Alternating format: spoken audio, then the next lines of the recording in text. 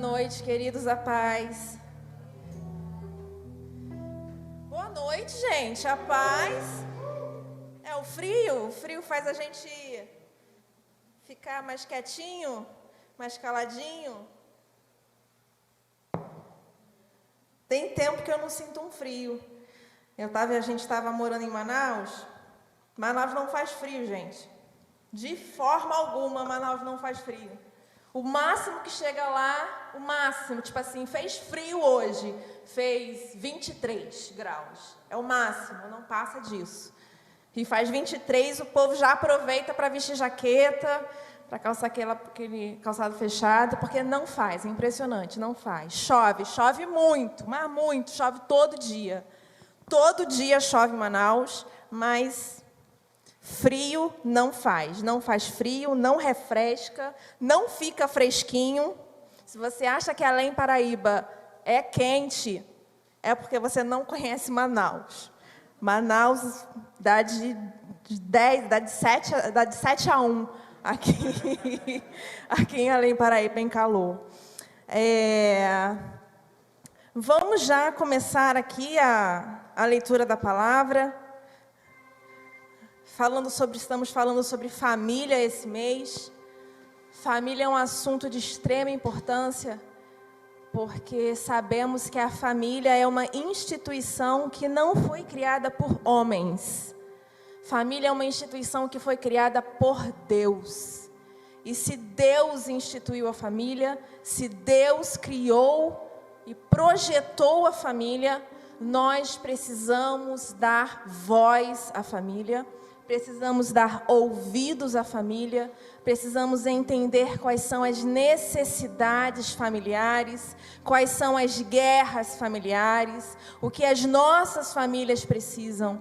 Porque às vezes nós estamos tão conectados com aquilo que é externo, estamos tão preocupados com aquilo que é o outro, que nós esquecemos aquilo que está dentro da nossa casa. Nós esquecemos das pessoas que dividem as mesmas 4 paredes com a gente.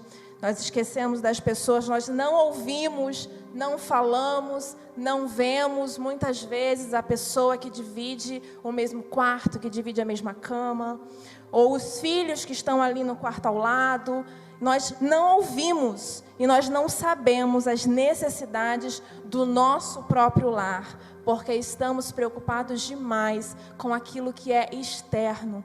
E nesse família, nós precisamos trazer de volta o foco para dentro da nossa casa.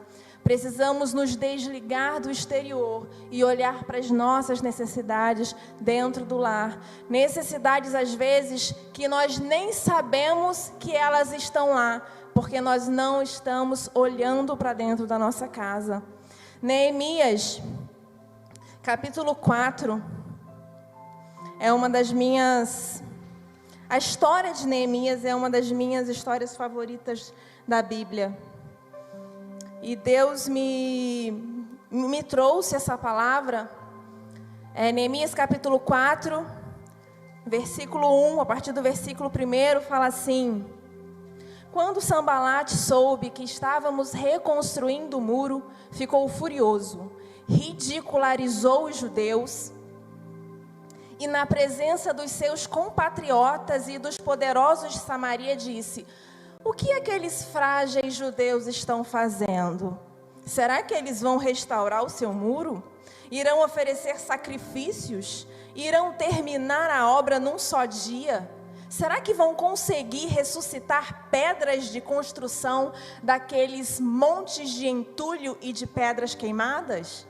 Tobias, o amonita que estava ao seu lado, completou: Pois que construam, basta que uma raposa suba lá para que este muro de pedras desabe. É assim que o mundo está olhando as nossas famílias. Infelizmente, é assim que o mundo está olhando as nossas famílias. Coloca o versículo 2 de novo, por favor. Releia esse versículo com essa visão do que o mundo está tentando fazer com nossas famílias. O que aqueles frágeis judeus estão fazendo? Será que vão restaurar o seu muro? Irão oferecer sacrifícios? Irão terminar a obra num só dia? Será que vão conseguir ressuscitar pedras de construção daquele monte de entulho de pedras queimadas? Essa história, ela se passa num período pós-exílio. O povo, os judeus, eles desobedeceram tanto ao Senhor e profeta após profeta trazia a palavra para que eles voltassem ao Senhor, mas o povo estava completamente perdido, o povo não queria saber do Senhor. Então o Senhor, o próprio Deus, disse que ia exilar o povo, que ia exilar Israel, que ia exilar os judeus, que eles iam ser retirados da terra deles e eles iam ser levados cativos para uma terra estranha. E foi isso que aconteceu. A gente acompanha essa história bem de pertinho lá no livro de Daniel, quando o povo todo foi levado cativo e preso para a Babilônia, e por lá ficaram por 70 anos. Isso a gente acompanha lá no livro de Daniel. A história de Neemias é exatamente depois disso. A Babilônia prendeu os judeus, prendeu os israelitas cativos lá. Depois de muitos anos, depois de 70 anos, os sírios venceram a Babilônia e libertaram o povo judeu e disse: se vocês quiserem permanecer aqui, vocês podem, mas se vocês quiserem voltar para a sua terra natal, vocês podem voltar para a sua terra natal. Então, essa passagem aqui de Neemias se dá nesse momento. O povo que ficou por 70 anos cativo na Babilônia é livre, é solto, e eles têm a liberdade para voltar para Jerusalém. E aí, quando eles voltam para Jerusalém, eles encontram a cidade assim, em escombros, completamente destruída. O templo foi queimado, os muros foram destruídos, não existe mais casa, a cidade está completamente abandonada, está completamente devastada, porque os inimigos invadiram, tomaram e tacaram fogo na cidade e destruíram tudo. E não tinha mais nada por lá. E Neemias chega com a sua comitiva e eles decidem que eles vão começar a reconstruir. E muitas vezes é isso o que acontece na nossa casa. É isso que acontece no nosso lar. O inimigo vem e destrói. O inimigo vem e destrói o nosso casamento. O inimigo vem e destrói nossos relacionamentos, relacionamento com o nosso cônjuge, relacionamento com nossos pais, relacionamento com nossos filhos. São as brigas, são as discussões, são os desentendimentos, são o bate-boca, a falta de paciência. Tudo isso vai destruindo o nosso lar, vai destruindo a nossa casa. E o inimigo, ele vem e destrói. E quando você percebe, está tudo abandonado. Está tudo largado, está cada um para um lado e não existe mais comunicação. Lá em Efésios, no Efésios capítulo 6, versículo 12, fala assim: pois a nossa luta não é contra seres humanos, mas contra os poderes e autoridades, contra os dominadores deste mundo de trevas, contra forças espirituais do mal nas regiões celestiais. Muitas vezes, deixa esse versículo aí, por favor. É aqui, é nesse lugar que nós falhamos. Nós esquecemos que Paulo nos ensina que a nossa luta não é contra seres humanos. E nós começamos a lutar dentro da nossa casa. Às vezes, numa briga, um desentendimento, e você começa a discutir, começa a bater boca, começa a brigar, e aquilo dali vai aumentando, e aquilo dali vai crescendo, porque nós estamos lutando contra seres humanos. Porque nós não levamos desaforo, porque nós pagamos na mesma moeda, porque a gente não abaixa a cabeça, porque a gente não deixa ninguém falar assim com a gente, e a gente vai assim, lutando contra seres humanos. Cada vez que você devolve um tapa, Cada vez que você revida, cada vez que você levanta a voz, cada vez que você não leva desaforo para casa, você está lutando contra seres humanos. E Paulo está falando, a nossa luta não é contra seres humanos. A nossa luta é contra poderes e autoridades, dominadores desse mundo de trevas, contra as forças espirituais do mal nas regiões celestiais. Mas Ariane, se a minha luta não é contra seres humanos, como é que eu encaro essa luta? Essa luta, que é invisível, ela acontece sempre dentro da nossa mente, dentro do nosso coração. Alguém fala para você uma palavra que te magoa, que te entristece, que te fere. Quando você recebe essa palavra, e o inimigo sabe, ele vê que essa palavra te feriu, te machucou, te magoou, ele começa a te derrotar, porque ele mesmo começa a alimentar na sua mente que você realmente é aquilo que estão falando a seu respeito. Quando você entende que a sua luta é contra os dominadores das trevas, você sabe que quem está fazendo isso no seu coração e na sua mente é o inimigo. E então você rejeita. E então você libera perdão. Quando você bate boca, você está lutando contra seres humanos. Quando você libera perdão, você lutou no mundo espiritual com as forças nas regiões celestiais. Quando você revida, você lutou com seres humanos. Quando você abraça, você lutou no mundo espiritual. Sempre que você libera perdão, sempre que você perdoa, sempre que você dá outra face, sempre que você faz diferente, sempre que você ora, você está lutando contra forças espirituais nas regiões celestiais. Nós precisamos aprender essa guerra. Nós precisamos aprender a nos calar, a parar de lutar contra seres humanos e começar a lutar nas regiões celestiais. Quando a gente aprende que a guerra é assim, a gente volta lá para Neemias, versículo 6, capítulo 4, versículo 6. Nesse meio tempo, depois, a gente leu os primeiros versículos e vimos as ameaças que estavam sendo feitas. Aí, a partir do versículo 6, fala assim: nesse meio tempo, fomos reconstruindo os muros. Eles não revidaram. Eles, mesmo sendo afrontados, eles foram reconstruindo os muros. Até que em toda a sua extensão chegaram à metade da sua altura, pois o povo estava totalmente dedicado ao trabalho.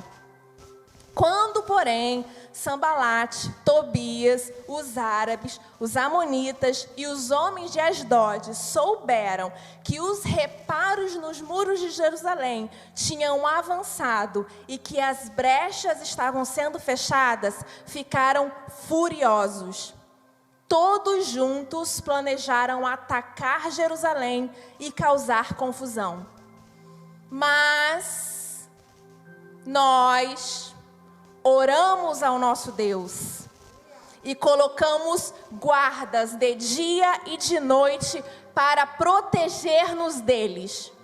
Enquanto isso, o povo de Judá começou a dizer: os trabalhadores já não têm mais forças e ainda há muito entulho, porque por nós mesmos nós não conseguiremos reconstruir o muro. E os nossos inimigos diziam: antes que descubram qualquer coisa ou nos vejam, estaremos bem ali, no meio deles. Vamos matá-los e acabar com o trabalho deles. Os judeus que moravam perto deles 10 vezes nos preveniram: para onde quer que vocês se virarem, saibam que seremos atacados de todos os lados. Por isso, posicionei alguns do povo atrás dos pontos mais baixos do muro, nos lugares abertos, divididos por famílias, armados de espadas, lanças e arcos. Fiz uma rápida inspeção e imediatamente disse aos nobres, aos oficiais e ao restante do povo: não tenham medo deles. Lembrem-se de que o Senhor é grande e temível, e lutem por seus irmãos, por seus filhos e por suas filhas, por suas mulheres e por sua casa. Eu acho essa passagem incrível, incrível. E o que nós precisamos fazer, e eu vou pedir novamente todo esse capítulo 4 de Neemias, o que nós precisamos fazer, depois de entender qual é a estratégia do inimigo, a maneira como ele ataca, depois de nós entendermos que a nossa luta não é contra seres humanos, mas contra as forças do mal, nós precisamos entender como é que nós nos defendemos do inimigo. Lá no versículo, eu acho que é o versículo 12. Coloca o versículo 12 para mim, por favor. O 13. Por isso posicionei alguns do povo atrás dos pontos mais baixos do muro, nos lugares abertos, dividido por famílias, armados de espadas, lanças e arcos. Deixa esse versículo aí, por favor. Uma coisa que eu acho interessante nesse versículo é que Neemias fala que ele posicionou estrategicamente o povo e todos eles estavam armados de espadas, lanças e arcos. Se nós prestarmos atenção nesses 3 tipos de armas, nós vamos perceber que o arco é uma arma de ataque de longo alcance. Quando você ataca o inimigo quando o inimigo está muito longe ainda. A lança é uma arma de ataque de médio alcance. A lança, ela vai na mão, ela não tem a força do arco, ela vai na força da mão. E a espada é uma arma de ataque de curto alcance. A espada é no mano a mano. O meu inimigo precisa estar perto de mim para eu lutar com espada. Eu não consigo lutar a 1 quilômetro de distância com espada. Assim como eu não consigo lutar a 1 metro de distância com um arco. Então, eles se prepararam para se defender com todo tipo de arma. E mais na frente ainda, lá no versículo 18 ou 19, diz que eles estavam vestindo couraças. Nós precisamos nos armar com espadas, com lanças e com arcos para defender a nossa família. Nós precisamos enxergar o inimigo a longa distância. E quando ele estiver vindo lá longe, você usa o arco. Se o inimigo continuar avançando, você usa a lança. E se o inimigo chegar perto, você usa a espada. Mas você continua defendendo a sua casa, a sua família e aqueles que são seus. Mas, Ariane, que armas são essas? Essa arma é a palavra. Cada vez que você se mune da palavra, que você abre a palavra e você lê e você medita, você está usando uma dessas armas. Cada vez que você abre a sua boca e começa a cantar, e começa a exaltar ao Senhor, e começa a louvá-lo, a engrandecê-lo, você está usando uma dessas armas. Cada vez que você dobra o seu joelho, ou que você em pé mesmo levanta a sua mão e começa a orar, começa a clamar, você está usando uma dessas armas.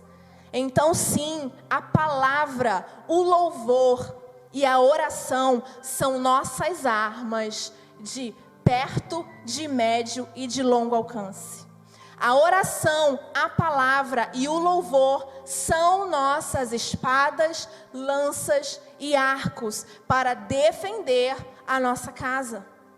Outra coisa interessante nesse versículo é que ele fala assim: posicionei alguns do povo atrás dos pontos mais baixos do muro e nos lugares abertos. E aqui Neemias reconhece que ainda existem brechas nos pontos baixos. E aí eu pergunto para você, qual é o seu ponto fraco? Todos nós temos pontos fracos. E quando o inimigo descobre aonde é o nosso ponto fraco, ele nos ataca lá. E você não se arma com espadas, lanças e arcos de qualquer forma ou de qualquer lugar. Não, é lá no ponto baixo.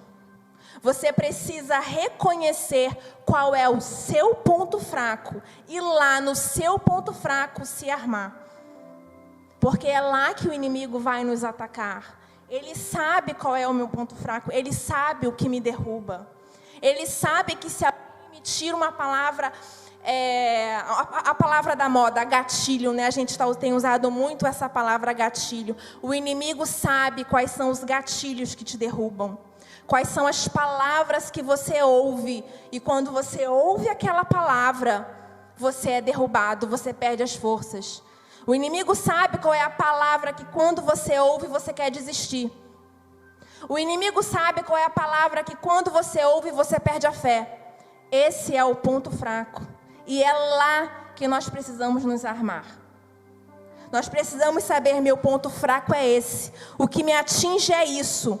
O que me atinge são os meus filhos. O que me atinge é isso. Então o inimigo vai tentar me atacar por ali. Então é ali que eu preciso manusear a palavra. É por esse lugar, é por esse ponto fraco que eu preciso estar armada com oração, com louvor e com a palavra. Outra é nos pontos baixos e também nos lugares abertos. Aonde é que você mais se expõe? Aonde é que você fica mais visível? Aonde é que as pessoas mais te veem? Isso é um lugar exposto. O inimigo te vê à distância. Hoje, aqui nesse momento, eu estou exposta. Se passar alguém lá do outro lado da rua, me vê. Eu estou exposta aqui nesse momento, exemplificando para vocês o que é estar exposto. Em que locais da sua vida você se expõe? Você está exposto, as pessoas estão te vendo. É um lugar onde o inimigo pode atacar você. É um lugar onde você faz. O lugar exposto é um lugar onde você se levanta para fazer alguma coisa. Onde você sai do seu lugar de conforto e se dispõe a fazer. É aquilo que você mais ama fazer. Esse é o seu lugar exposto. O inimigo sabe que se ele te atacar aí, ele te paralisa. O Cadu, ele gosta muito de cantar. Eu vou atingir ele ali. E aí pronto. O Cadu está exposto, ele para de cantar. Se ele não estiver armado com a palavra, com a oração, e com o louvor e com a música, ele é derrotado. Porque ele está exposto naquilo que ele mais ama fazer. Os nossos pastores estão expostos. Quando eles estão à frente aqui nos liderando, eles estão expostos. E o inimigo está vendo a exposição deles. Então é um lugar onde eles podem ser atacados. Porque se o inimigo ataca e derruba, muitas pessoas ficam expostas também. Qual é o seu lugar de exposição? Qual é o seu ponto fraco e qual é o seu lugar de exposição? Você precisa estar armado nesses lugares com a palavra, com a fé,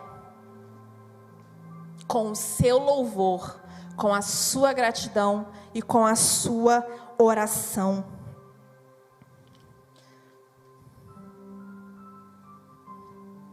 Lá no versículo 14 agora. Nós lutamos sozinhos, cada um tem a sua própria guerra. Ai meu Deus, como é que eu vou fazer para vencer essa guerra? Não. Fiz uma rápida inspeção e imediatamente disse aos nobres, aos oficiais e ao restante do povo: não tenham medo deles. Lembre-se de que o Senhor é grande e temível. E lutem por seus irmãos, por seus filhos, por suas filhas, por suas mulheres e por sua casa. Nós não lutamos sozinhos. Nós lutamos uns pelos outros. Eu luto por você. As minhas armas estão à disposição para a sua guerra também. O meu louvor, a minha oração está à disposição da sua batalha. Olha para o lado aí. Olha para o lado, olha para trás, olha para as pessoas que estão perto de você. Fala assim, fala para ele: a minha arma está à sua disposição. Pode contar comigo na sua guerra. Eu também luto por você. Nós somos os irmãos. Nós somos seus irmãos, somos seus filhos, nós somos suas mulheres, nós somos a sua casa. A gente não luta sozinho, a gente luta em família. As pessoas, os judeus, eles foram posicionados por famílias. Eles não foram colocados cada um sozinho aonde eles estavam, não. Foi por famílias. Coloca o versículo 15. Quando os nossos inimigos descobriram que sabíamos de tudo e que Deus tinha frustrado a sua trama, todos nós voltamos para o muro, cada um para o seu trabalho. Põe o 16 também. Daquele dia em diante, enquanto a metade dos meus homens fazia o trabalho, a outra metade permanecia armada de lanças, escudos, arcos e couraças. Os oficiais davam apoio a todo o povo de Judá. E assim, armados, eles foram reconstruindo os muros. A sua casa é o seu muro.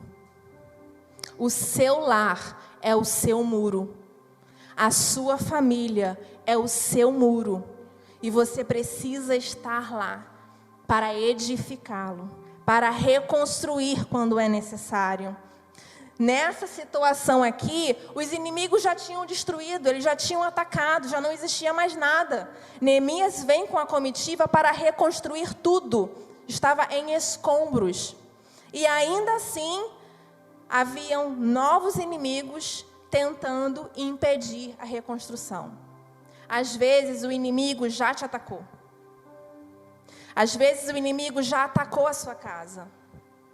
Às vezes o inimigo já atacou a sua família, já atacou o seu casamento. Às vezes o inimigo já atacou os seus filhos, ele já atacou o seu lar. Você acha que não tem nada ali. Mas deixa eu falar uma coisa. Deus te trouxe aqui nesse momento e Ele está te capacitando para reconstruir. O inimigo vai continuar tentando te deixar no chão, mas o Senhor está do seu lado para reconstruir. Essas pessoas que estão aqui estão à disposição para te ajudar a se defender.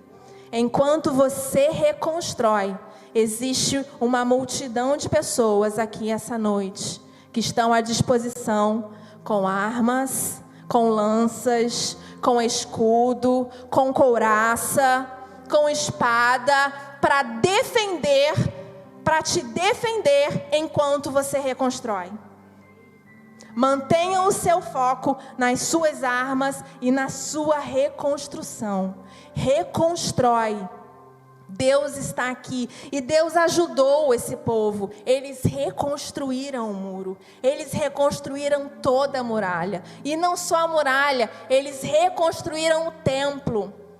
Eles reconstruíram todos os princípios. Lá em Esdras, se nós vamos acompanhar também o livro de Esdras, nós vamos ver que todo o povo se sentou para ouvir e para lembrar de quais eram os princípios e valores do Senhor. E conforme Esdras ia ensinando ao povo, o povo ia se habituando novamente, abandonando os costumes da Babilônia e se voltando para o Senhor. Eles reconstruíram os muros, eles reconstruíram o templo e eles reconstruíram toda a sua cultura, todo o seu ambiente. Eles trouxeram tudo de volta. Tudo foi reconstruído e o Senhor esteve com eles durante todo o tempo. E é isso que o Senhor tem para você. Não desista. Retorne para Jerusalém. Está tudo derrubado, está tudo destruído? Pode até estar, mas você vai reconstruir. Amém?